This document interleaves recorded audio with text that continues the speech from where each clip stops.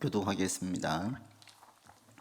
주의 사자가 빌립에게 말하여 이르되 일어나서 남쪽으로 향하여 예루살렘에서 가사로 내려가는 길까지 가라 하니 그 길은 광야라.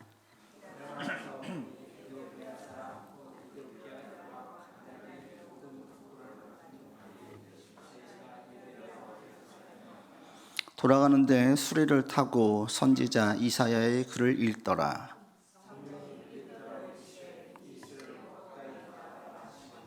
빌립이 달려가서 선지자 이사야의 글 읽는 것을 듣고 말하되 읽는 것을 깨닫느냐.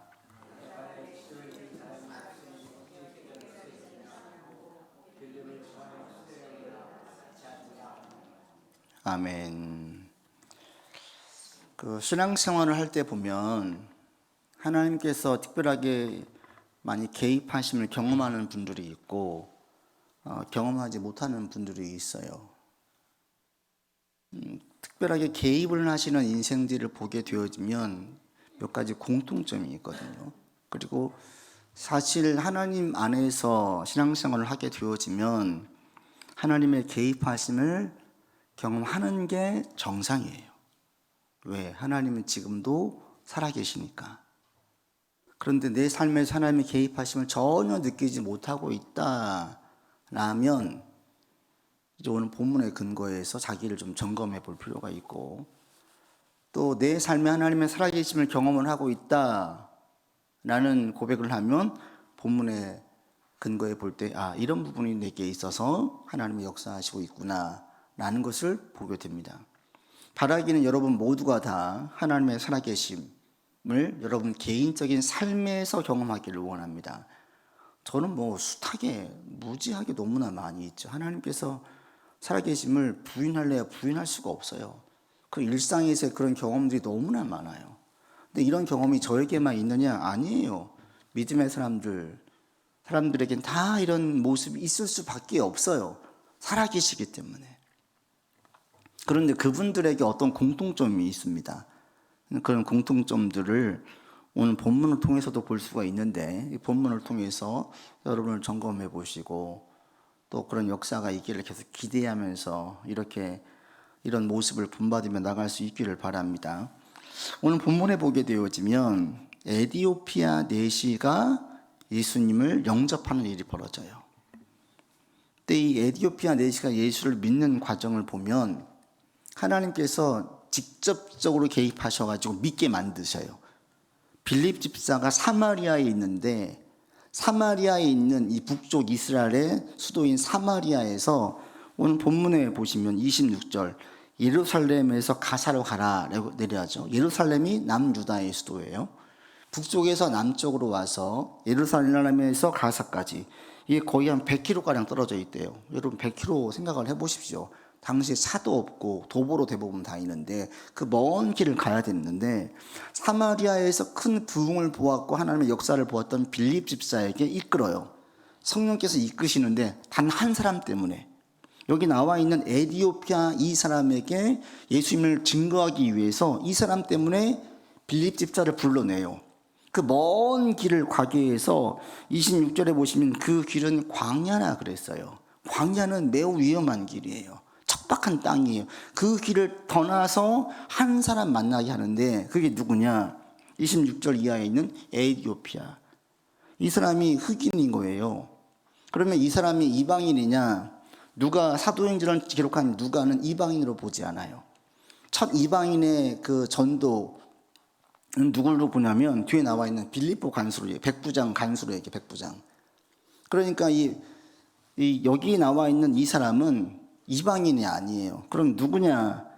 혈통 그 어머니가 유대인이었거나 회심에 의해서 유대인이 되었거나 믿는 자예요. 그래서 27절에 보시면 이 사람이 예비야로 예루살렘에 왔어요. 하나님을 믿는 자예요. 혈통은 흑인이었지만 에디오피아에 살고 있고 그리고 거기에 있었지만 이 사람이 하나님을 믿는 자였는데, 혈통적으로 유대인인지 회심에 의한 건지 알 수는 없지만 유대 이 사도행전 저자의 근거에 볼 때는 디아스포라 유대인 확률이 매우 높지요. 이방인으로 보지 않는 거예요. 이 사람이 예수를 믿게 됐어요. 그런데 이 사람이 하나님을 예배하는 사람으로 쓰임 받고 있는데, 하나님을 믿었는데 예수님을 믿도록 빌립 집사를 통해서 강하게 이끌어 가시는 걸 볼 수가 있죠. 왜 이렇게 하실까? 이 사람의 모습을 보면 알 수가 있어요. 첫 번째, 이 사람이 어떤 사람이냐? 영적인 부분에 대해서 매우 진지하게 관심과 에너지, 노력을 쏟는 사람임을 알 수가 있어요. 이 사람이 예루살렘에 왜 왔습니까? 예배하러 왔어요. 다른 목적이 없어요. 하나님께 예배하기 위해서 그 당시에 에티오피아의 재무 담당을 맡고 있었던 재무장관처럼 볼 수 있는데, 바쁜 모든 일정을 뒤로하고 오직 한 가지, 하나님께 예배드리러 왔어요. 그리고 난 다음에 돌아가는 길에 뭐 했습니까? 28절에 보시면 수레를 타고 가는데 선지자 이사야의 글을 읽고 있었어요. 당시에 사본을 구하기도 힘들었고 사본 이사야서를 가지고 있었다는 것은 이 사람이 얼마나 신앙에 진지하고 열정적인지를 알 수가 있죠. 그리고 그 당시에 성경 사본은 빈칸이 없어요. 다닥다닥 다 붙어 있어서 읽기도 어려웠어요. 근데 이 사람이 소리내어 읽고 있는 거죠. 마치 우리 아이들 처음 글씨를 배울 때 무슨 내용인지 모르고 읽기 시키는 것처럼 이 히브리어를 읽는데 무슨 내용인지 모르지만 가지고 읽는 거예요. 여기서 우리가 알 수 있는 게, 이 사람이 하나님께 대해서 매우 열정적이고 영적인 영역에 있어서 매우 큰 관심과 노력을 기울이고 있는 사람임을 알 수 있죠. 하나님께서 어떤 사람의 인생에 개입하시느냐, 이렇게 영적인 영역에 진지하게 관심과 노력을 기울인 사람에게 특별하게 개입하세요. 모든 사람을 똑같이 사랑하시느냐? 아니에요. 하나님께서 특별하게 더 사랑하시는 사람들이 있고 특별히 개입하시는 인생이 있어요. 이런 사람이 어떤 사람이냐면 본문에 있는 것처럼 영적인 영역에 진지한 관심과 노력을 기울이는 사람의 인생에 개입해 주세요. 바꿔 말하면 교회에서 예배를 드리고 나가는데 예배 이후에 한 번도 성경을 본 적도 없고 기도도 한 적도 없고 하나님에 대한 관심을 전혀 갖지 않는 사람들의 삶에는 하나님의 역사가 잘 안 보여요. 개입이 안 보여요. 그러니까 이런 사람들은 하나님이 안 계시는 것 같죠. 그래서 여러분이 영적인 영역에 대한 관심을 놓지 않기를 바랍니다. 그러니까 아무리 반복해서 강조해도 지나치지 않는 것이, 여러분 성경 읽으세요. 기도하세요. 묵상하세요. 자꾸 삶의 말씀에 근거해서 자기를 반추해 보세요. 아무리 강조해도 지나치지 않아요. 주일 예배는 일주일을 살 수 있는데 한 번으로 끝나는 게 아니라 일주일에 시작하는 이 일주일의 첫날이에요. 매일같이 오늘 은혜로 한 주를 버티지 마시고 매일매일 말씀을 보고 매일매일 기도하고 매일매일 자기의 삶에 구체적으로 주님의 도움을 구하면서 나아가는 노력이 있어야 하나님의 특별한 개입이 있다는 거예요. 그렇지 않고 영적인 영역에 전혀 관심을 두지 않고 주일 예배 드리는 것으로 마치 모든 게 끝났다라고 해치우듯이 정리해버리고 넘어가는 사람들은 하나님의 살아계심을 잘 몰라요. 오늘날 교회마다, 지난주에도 목사님들과 만났는데 다 공통적으로 하는 얘기가 젊은 부부들, 젊은 가정들이 교회를 떠나가는 경우가 너무 많아요. 왜 특별히 유독 젊은 사람들이 많이 떠나갈까? 제가 볼 때는 가장 큰 이유가 너무 바빠서 그래요. 바빠서. 저도 젊은 가정들을 많이 이제 보았을 때 본 다음에 제가 내린 결론이 뭐냐면, 애를 키우는, 어린애를 키우는 부모들은 신앙을 유지만 해도 잘하는 거다라는 생각이 들었어요. 청년 때 열심히 내던 분들이 아기를 낳고 키우는 동 어느 날 와서 종종 저한테 그 얘기 했었거든요. 목사님, 제가 신앙이 좀 너무 안 좋아지는 것 같아요. 제가 지금 예배를 드리고 있는지 애랑 지금 시달리고 있는지 모르겠어요. 한두 분이 아니에요. 제가 그런 분들 보면서 느끼는 게 뭐냐면, 신앙을 지키는 것 자체가 힘든 구조구나. 너무 바빠요. 직장에서 일 끝나고 와도 아빠도 그렇고 엄마도 그렇고 애가 잠들기 전까지는 손을 놓을 수가 없거든요. 그 구조가 젊을 때는 너무 애가 있으면 너무나 바쁘고, 젊을 때는 할 일도 많고 관심 있는 것도 많고 해야 할 일도 많아요. 이런 일을 막 하다 보면 신앙적인 부분이 자꾸 후순위로 밀리게 되는 거예요. 근데 이게 직격탄을 날린 게 코로나 때였어요. 그래서 주일날 어떻게든지 시간 내고 몸 단장해가지고 애들 꾸역꾸역 데리고 교회 왔었단 말이에요. 코로나 때는 그렇게 할 수가 없었어요. 근데 그러다 보니까 집에서 온라인 예배 드리는데 이게 항상 온라인 예배 온전히 드릴 수가 있습니까? 이게 안 되거든요. 뭐 집에서 애들 때문에 시달리거든요. 한 번, 두 번 예배를 빠지고 놓치다 보면 이게 멀어지는 거예요. 그러면 나중에는 주일 예배가 자기 삶에서 없어져요. 영적인 영역에 전혀 관심을 안 두게 되는 거예요. 이렇게 돼가지고 멀어지는 케이스가 지금 젊은 가정들이에요.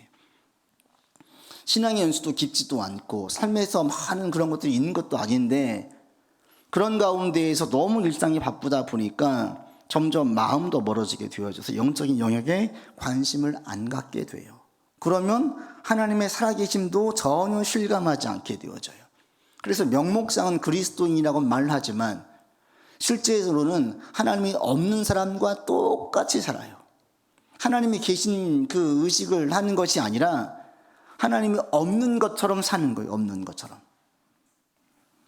그런데 영적인 영역에 대해서 이렇게 그래 놓을 수도 있지라고 우리가 이해할 수가 없는 게, 이해하면 안 되는 게 우리 인생에서 이 부분은 가장 중요하기 때문에 그렇습니다.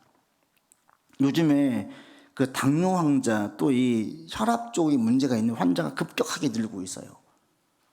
근데 운동도 부족하고 또 식당에서 짠 음식이나 단 거 요즘에 점점 더 짜고 달아졌잖아요. 식당 음식을 주로 많이 먹다 보니까 또 운동도 안 하다 보니까 당뇨나 혈압 등으로 문제가 있는 젊은 사람들이 아주 많아졌어요. 그런데 여러분 생각을 해보세요. 아무리 바빠도 아무리 힘들어도 당 체크하지 않고 혈압 체크하지 않으면 괜찮습니까? 안 되죠. 문제가 있는 분들은 계속 수시로 점검을 해야 돼요. 아무리 바빠도 아무리 분주해도 이걸 놓치면 안 돼요. 그냥 바쁘니까 짠 거 대충 먹고 단 거 먹고 그냥 대충 때우고 또 일하고 큰일 나죠. 그러다가는 혈관이 얇아지거나 혈관이 막히게 되면 뇌졸중, 뇌출혈이 생겨가지고 일은 관두고 삶 자체가 무너지거든요. 그러니까 이걸 아는 분들은 수시로 점검을 하고 체크를 하는 거예요. 그러다가 조절을 하죠. 안 되면. 왜? 그렇지 않으면 인생 자체가 무너지니까. 사업 잘 되면 뭐합니까? 자기가 쓰러져가지고 풍이 와서 마비가 되거나 이러면 모든 게 무너지는 건데. 그러니까 지혜로운 사람들은 순간순간 체크를 하고 조절을 해요. 그게 지혜예요. 그런데 인생을 통으로 볼 때 가장 중요한 게 뭐냐? 건강보다 더 중요한 게 우리 영혼이라는 거죠. 영혼이 파산되면 다 끝나는 거예요. 이게 보통 때는 몰라요. 건강할 때 모르듯이. 언제 알아요? 죽을 때 가면 알아요. 인생이라는 게 죽음이 끝이 아니라 새로운 시작점이라는 사실을 알게 되어지면 준비가 되어져 있지 않는 분들은 불안과 근심과 걱정과 초조와 온갖 복합적인 감정 가운데에 인생의 마지막을 맞이해요. 그러나 영혼이 건강하고 안전하고 깨어져 있는 분들은 마지막에 죽음을 맞이할 때 평안 가운데 가요. 우리가 모두가 다 평안 가운데에 떠났으면 좋겠어요. 인생을 마무리 지을 때 나 조금만 더 살고 싶어 이게 아니라 하나님 감사합니다. 이 나가던 인생 주께서 붙들어 주셔서 파산되지 않고 여기까지 오게 하셨습니다. 이런 고백을 하면서 평안하게 주님 이제 이 세상 것 놓고 주님께 갑니다 라는 고백을 하면서 우리가 나아갈 수 있기를 바랍니다. 그게 그냥 오지 않아요. 지금의 우리의 과정들과 현실이 쌓여서 마지막 인생을 정리할 때에 그때 고백되어지는 거예요. 그러니까 그때 됐을 때에 인생을 영원히 안전하게 잘 살아오신 분들은 평안 가운데 주님을 맞이하게 될 것이고, 많은 것을 쌓은 것 같은데 인생에 대해서 전혀 영적으로 준비되어 있지 않으면 죽을 때의 불안과 근심과 걱정과 초조와 분노와 온갖 복합적인 감정들로 인해 가지고 평안 가운데 죽지를 못하게 되어요.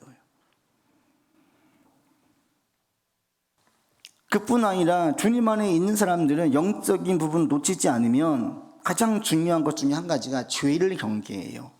바꿔 말하면 영적인 영역에 관심을 두지 않으면 이게 똥인지 된장인지 신경 안 써요. 그냥 지금 내게 맛이 있고 달고 유익하고 좋게만 느껴지면 그냥 취해요. 근데 거기에는 죄도 함께 들어가는 거예요. 영적인 영역에 관심을 안 가지면 이 죄를 죄로 안 봐요.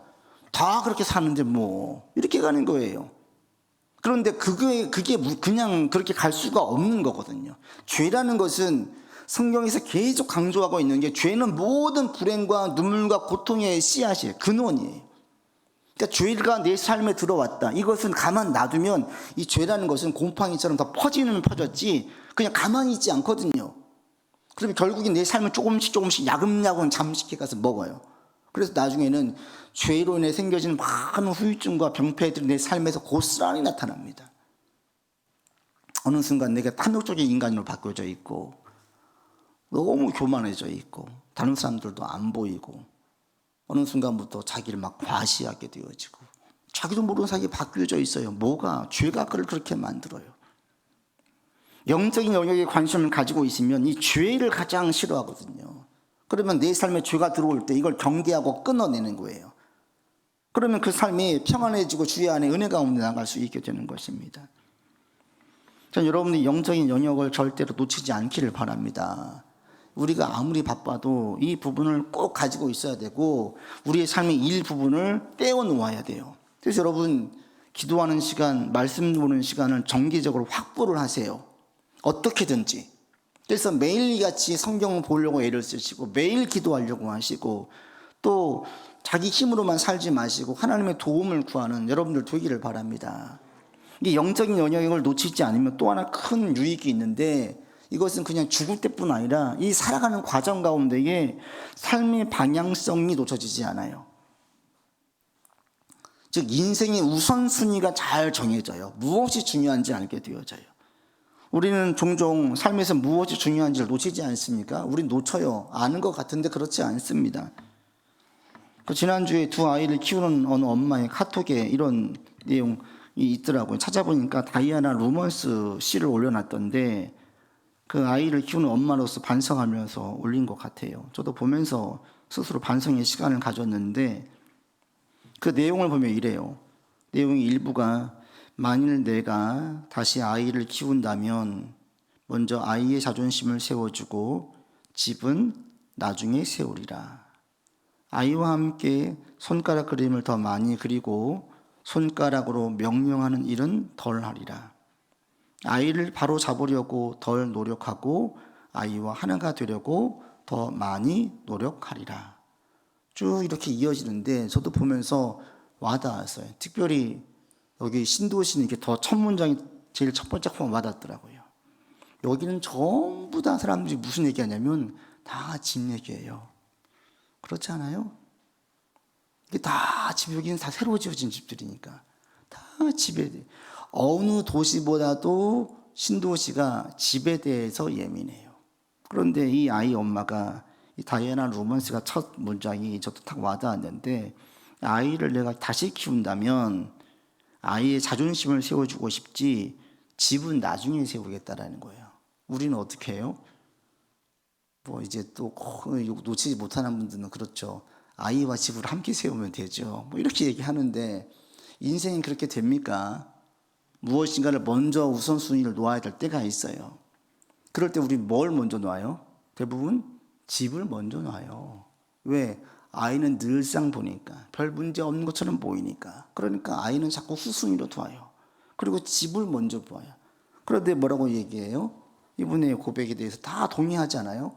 뭐가 진짜 중요해요? 뭘 먼저 세워야 돼요? 다 얘기하겠죠. 아이를 먼저 세워야 돼요.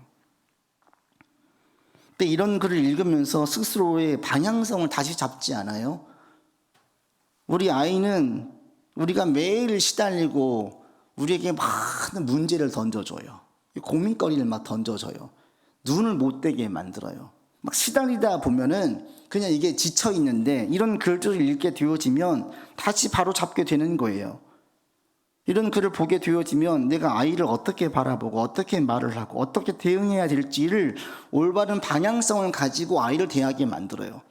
자꾸 우리 교정해줘요. 이런 것처럼 우리가 영적인 부분에 관심을 가지고 있으면 눈에 보이는 그 무엇보다도 영원히 우선임을 깨닫게 되어지면 매일 시달리고 매일 마주하는 삶의 문제에 대해서 어떻게 바라보고 어떻게 대응할지를 다르게 알려줘요.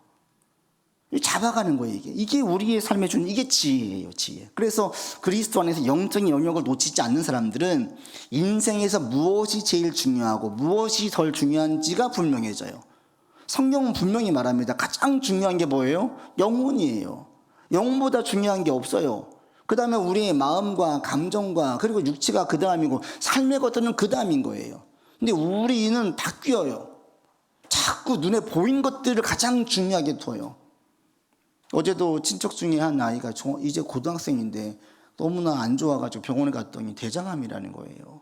저도 그 얘기를 듣고 너무나 한숨이 나고 안타까웠는데 그 아이의 아버지도 일찍 돌아가셔가지고 지금 어머니 혼자 애 둘을 키우는데 큰애가 고등학교 이제 2학년인데 몸이 말라가고 아파가지고 병원에 갔더니 대장암이라는 거예요. 얼마나 속이 상하고 마음이 안 좋던지. 이런 일을 겪게 되어지면 뭐가 제일 중요합니까?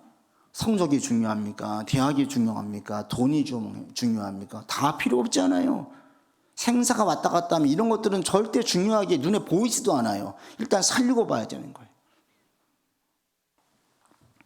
이런 것들이 분명해지면 우리가 무엇에 가장 크게 에너지를 쏟아야 되고 무엇을 전전긍긍해야 될지를 보이게 되고 어떤 것들은 속은 좀 상할지 모르겠지만 그렇게 크게 여기지 않을 수 있는 지혜를 얻게 되어져요. 이게 영적인 영역을 놓치지 않는 사람들이 얻는 삶의 유익입니다. 저 여러분들이 이런 유익들을 계속 누리면서 살기를 바랍니다. 이게 지혜예요, 지혜. 그래서 영적인 영역에 관심을 가진 사람들은 자기의 삶에서 개입하신 하나님의 손길과 역사들을 수시로 봐요, 수시로. 아이를 키울 때, 삶을 살아나갈 때, 어떤 문제를 해결할 때 하나하나 그 속에서 역사하신 주님의 손길을 봅니다. 그래서 여러분 모두가 다 이런 주님의 손길들을 계속 맛보기를 바랍니다. 그러면 이건 하나님의 살아계신가? 이것은 추상이나 개념이나 어떤 인간의 이해의 영역이 아니에요. 그냥 삶에서 늘 경험하는 체험이거든요.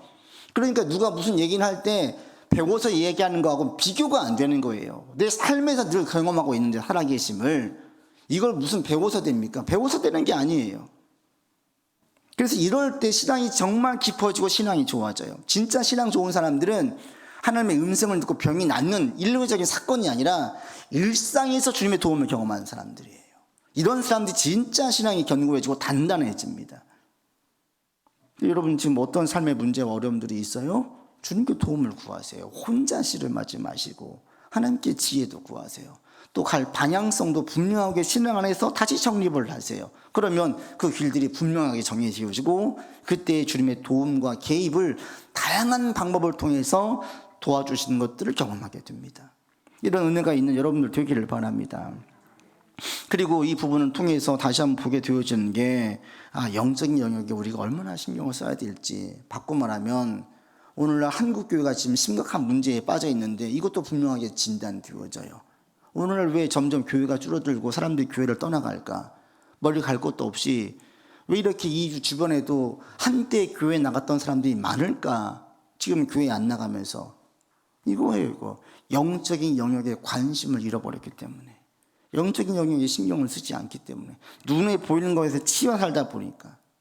그래 여러분 주변에 혹시 한때 교회를 나갔다가 교회를 좀 떠나간 분들이 있으면 첫 번째로 할 게 뭐냐면 영적인 영역이 얼마나 중요한지를 알려줘야 돼요. 그리고 여러분 주변에 영혼에 대한 영적으로 공허하고 허탈해하고 영혼이 있는 존재임을 자각하는 분이 있다면 그런 분들에겐 분명하게 복음을 증거해서 교회로 돌아와서 신앙생활을 할 수 있도록 권면해야 돼요. 그런 우리가 될 수 있기를 바랍니다. 그래서 이 에디오피아 넷이 이 사람은 첫 번째로 영적인 영역에 큰 관심을 가지고 있었어요. 그러자 하나님께서 빌립 집사를 통하여서 이가 예수를 믿도록 인도하시는 거, 주도하시는 거예요. 그리고 이 사람에게 보이는 또 한 가지의 모습이 있습니다. 여러분 30절과 31절 같이 읽겠습니다. 빌립이 달려가서 선지자 이사야의 글 읽는 것을 듣고 말하되 읽는 것을 깨닫느냐 대답하되 지도해 준 사람이 없으니 어찌 깨달을 수 있느냐고 빌립을 청하여 수레에 올라 같이 앉으라 하니라. 이 사람은 에디오피아의 고위 공무원이에요. 그 간다게의 국고를 맡은 자라 그랬는데 간다게라는 게 뭐냐면 그 여왕의 이름이 아니라 큰 권세를 가지고 있는 그 당시에 특정한 역할을 수행했던 황태우를 일컫는 왕가의 친구가 간다게예요. 그러니까 황태우라면 왕의 이제 어머니잖아요.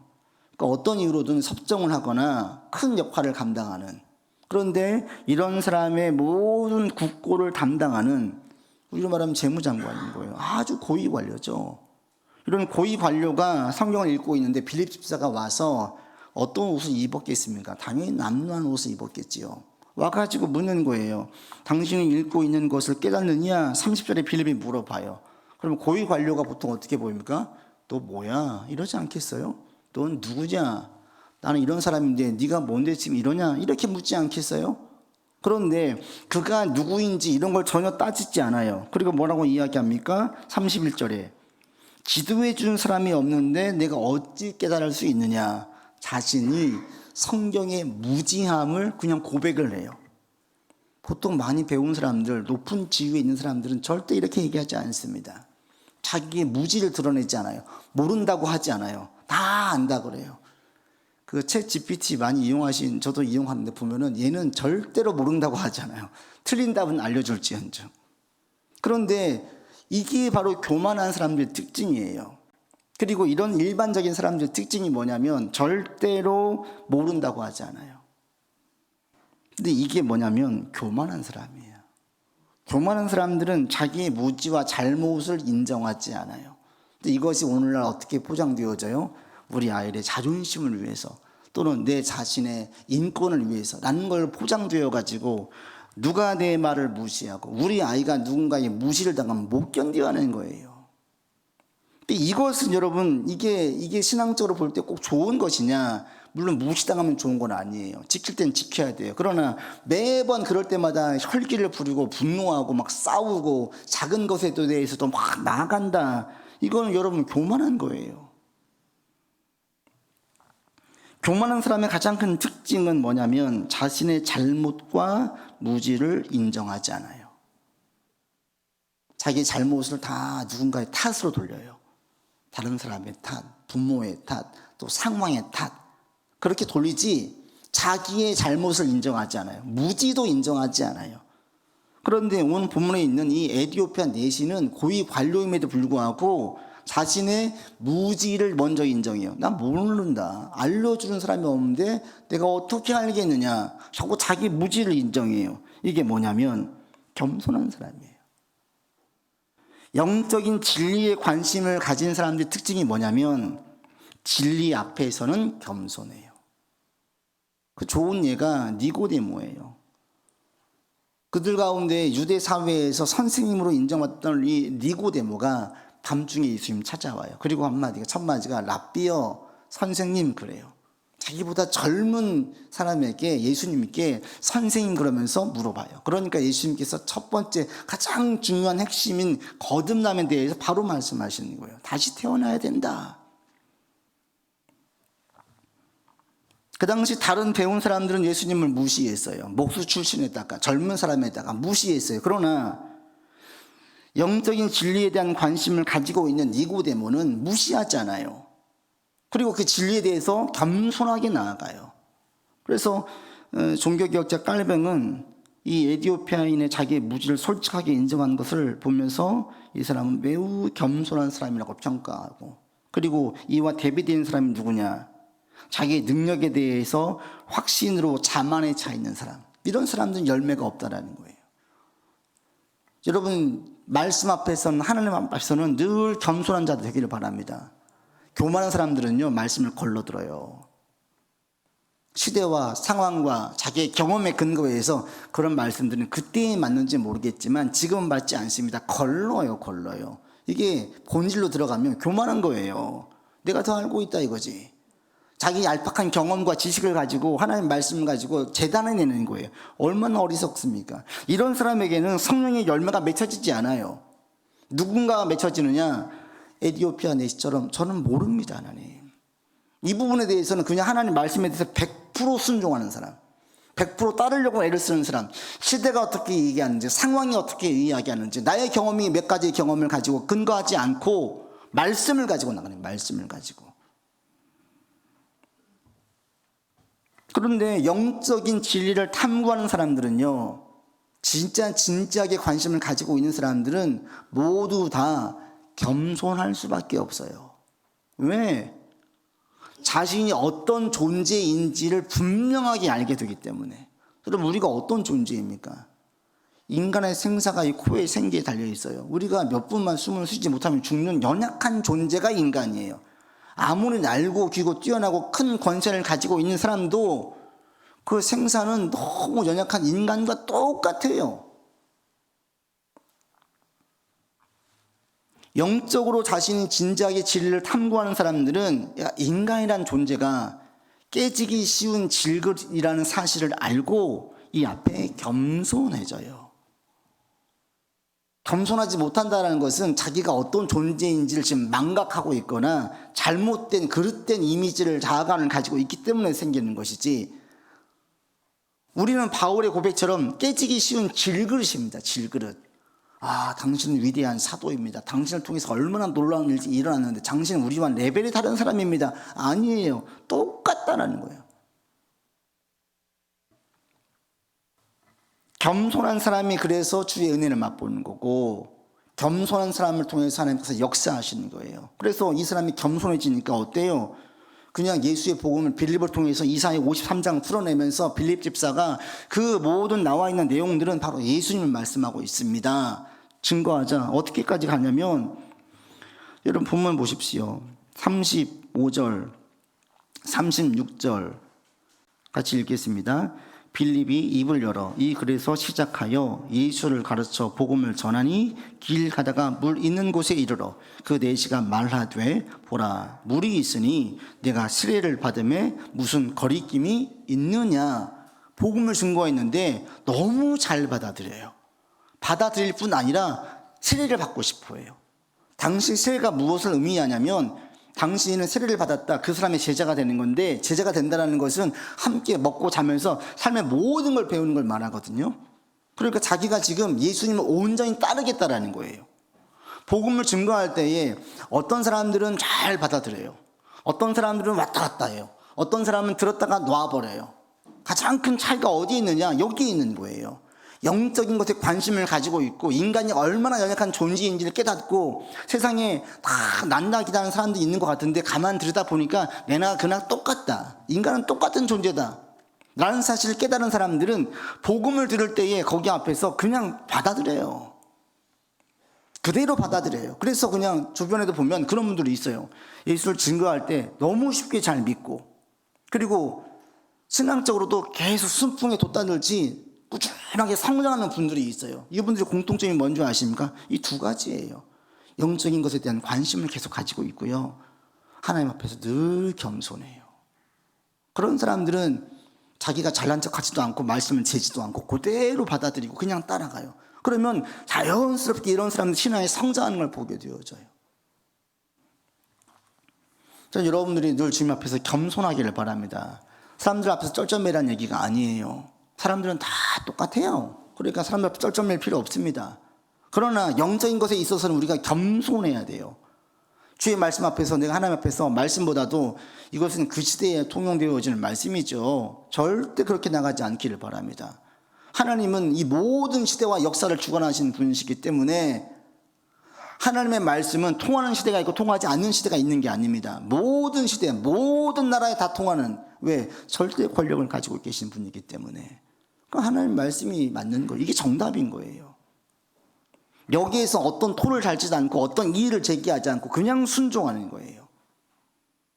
이렇게 겸손한 자가 되기를 바랍니다. 우리는 순간순간 교만해지지요. 내가 잘난 줄 알고 남보다 특별한 줄 알고, 그래서 목소리 커지고 누가 내 말 무시하면 화가 나고 막 이렇게 나아가요. 그러나 겸손한 사람만이 하나님의 음성을 듣고 하나님의 뜻을 알고 하나님께 지혜를 얻게 되어집니다. 여러분, 겸손한 자가 되기를 바랍니다. 그래서 때로는 그래서 우리의 삶에 고난이 우리에게 유익이에요. 내 삶에 고난이 올 때, 어려움이 올 때, 어떻게 해야 될지 몰라서 발을 동동 구를 때 어때요? 참 인간이 연약하구나. 내가 꽤 능력 있는 자인 줄 알았는데 별 볼 일 없구나. 이런 사실을 깨닫게 되는 거예요. 이런 사실을 깨닫게 되어지면 내가 예수님 믿고 있는 이 믿음이 얼마나 귀한지 몰라요. 그리고 그 어느 때보다도 더 간절히 절박하게 주님께 기도해요. 그러면서 예수님께서 얼마나 귀한지를 깨닫게 되어져요. 그게 우리로 하여금 더 은혜 안에 거하게 만들죠. 우리 지난주 제가 말씀 보낸 것 중에 바울의 그 고백 있지 않습니까? 자기의 지병으로 하나님께 간절히 기도했는데 응답이 되어지지 않아요. 근데 바울은 불평하지 않아요. 감사함으로 기뻐했어요. 왜 그랬습니까?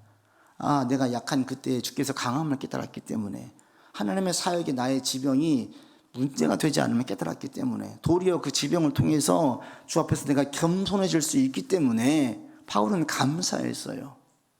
그러니까 우리의 삶에 어떤 어려움이 있다, 나의 연약함이 발견되어졌다, 이건 뭐냐면 그 일이 은혜를 더 크게 만들어요. 아이러니하게 우리에게 눈물도 없고 고통과 아픔이 없기를 바라지만, 그런 일들이 나의 연약함을 보게 만들고 나의 연약함을 발견하게 되어지면 보험이 더 크게 만드는 거예요. 여러분, 힘들고 어려울 때, 어떤 연약함을 경험할 때 자기 자책의 식으로 삼지 말기를 바랍니다. 이거 어리석은 거예요. 내가 왜 이럴까? 다 그래요. 인간은 원래 그런 거예요. 그러니까 나는 너무나 어떻고, 자기를 자책하지 마세요. 누구를 탓하지 마세요. 그리고 도리어 그 시기를 예수님이 그래서 얼마나 귀한지 그 귀함의 고백의 시간으로 바꾸세요. 연약함을 통해서, 그래서 내가 주님 안에 있는 게 참 감사하구나, 내 힘으로 안 될 때 주님께 도움을 간절히 구하는, 기도할 수 있는 게 얼마나 특권인지. 남들은 그냥 쩔쩔매고 누군가가 도움을 구할지 몰라서 방황하고 있는데, 나는 분명하게 도움을 구할 분이 있고 어느 길로 가는지를 분명하게 알고 있고, 그리고 실제로 도와주시고, 이런 경험들이 있으면 내가 예수님 믿는 게 얼마나 감사합니까? 그래서 이게 은혜를 더 크게 만들어줘요.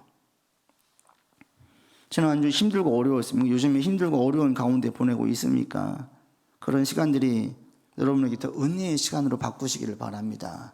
그게 더 기도하게 만들고, 더 말씀 보게 만들고, 하나님 이럴 때 제가 어떻게 해야 돼요? 주님께 묻게 만들고, 그렇게 되어지면 내 신앙이 더 견고해지고 인생을 바른 길로 가게 만들어줍니다. 그리고 주님께서 그런 인생에 개입하세요. 이런 개입의 역사가 여러분 가운데 있기를 바랍니다. 그래서 우리가 주 앞에 늘 겸손하고, 이번 한 주도 여러분 말씀 보세요. 기도하세요. 혼자 씨름하지 마시고 주님께 물으세요. 이렇게 나아가셔서 주께서 내 삶에 개입하심을 보고 주님의 초월적인 역사와 도우심을 경험하는 일들이 우리의 삶에 많이 있기를 주의 이름으로 축원드립니다. 아버지 하나님, 우리가 영적인 부분을 놓치지 않기를 바랍니다. 시간을 떼어 말씀을 보고 기도하고 삶을 점검하는데 게으르지 않기를 원합니다. 또 주 앞에 늘 겸손하게 서기를 원합니다. 그럴 때 주님께서 지금도 역사하실 것이고 우리의 삶에 개입하실 것입니다. 하나님, 예배드리는 모든 성도의 삶에 개입하여 주시옵시고 주님의 개입하심과 역사를 보게 하여 주시옵소서. 우리 구주 예수 그리스도 이름으로 기도드립니다. 아멘.